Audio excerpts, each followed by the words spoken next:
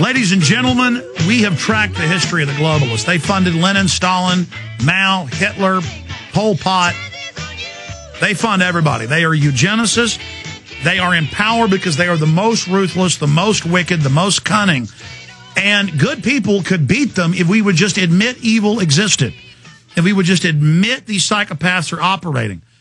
And I want the illusion shattered for police and military and the general public. People that serve the system, that think the system's good, that they go, well, I'm a good person, so the system must be good. No.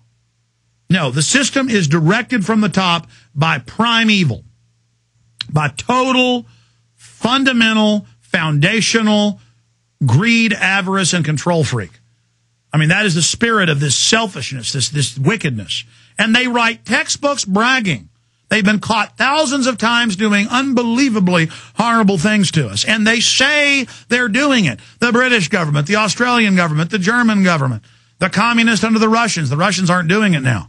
The Russians admit that the government was sterilizing people and poisoning the water, and they apologize and pay their people to have children now and don't have CPS running around grabbing kids. I'm not saying Russia's perfect. It's got a lot of mafia and corruption, but it certainly is different. Just from, proof is in the pudding.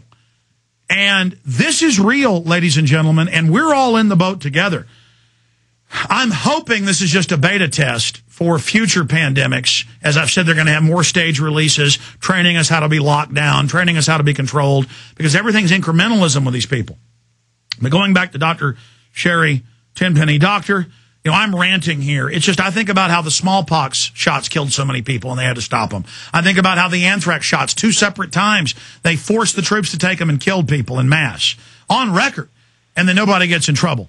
I think about how Baxter gets caught doing all this stuff. I think about the homeless people trials, lying to them, and the homeless dying en masse. I mean, one group of homeless that were shot up, 23 died in one clinic in Poland?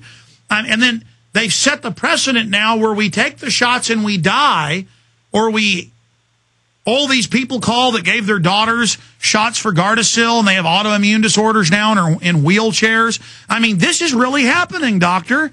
Yes, it is. And what's really scary to me is what is the adjuvants that they're going to be putting into these shots. I mean, there's no doubt in my mind that the adjuvants are going to be added. And just to, make sure everybody knows what an adjuvant is.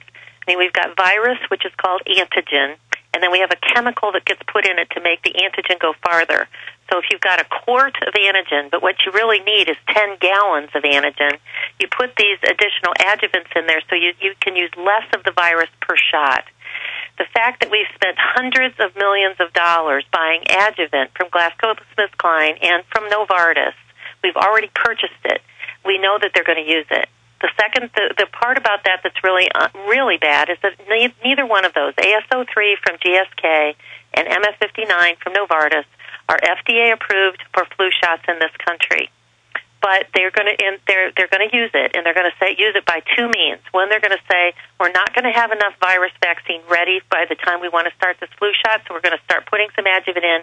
We're going to declare that it's okay for use under the Federal Powers Act. The FDA can make that happen and fast track it, so we'll put it in the vaccine. And then give them total liability protection. That's already been done. And for those that don't know, you're a medical doctor, but I've had other medical doctors on, virologists, all these experts. I've even had brain surgeons on, neurologists. And on record, they've known for 50-plus years that the different accelerants, the different things that these adjuvants that activate the immune system, that's what is causing the brain swelling, the burning out of the pancreas, the swelling in organs, the autoimmune diseases. They know, and you're saying this is going to be supercharged with that. Yeah, it's going to be supercharged because these adjuvants have squalene in them, and the squalene in experimental animals has caused horrible side effects, including debilitating arthritis. The recent report that came out a couple of days ago said that they're really having trouble with this H1N1 virus that they have because it's not replicating as fast as they would like it to, and that the yields are only about 20% of what the normal yield would be for a virus that they're trying to create. So it's not growing very fast. They can't make very much of it. They only purchased a certain amount of it. So it's all leading to the conclusion, hey, government, hey, CDC, we need to put the MS-59 and the AS03 in there to spread it around so we've got enough for everybody. Well, Doctor, I've also read studies. Neither one of them have been tested in children. Neither one have been tested in children. I've also read that a lot of these chemicals they add to elicit the autoimmune response have been associated with later reproductive problems. And so, of course, they like that because it ends up reducing fertility.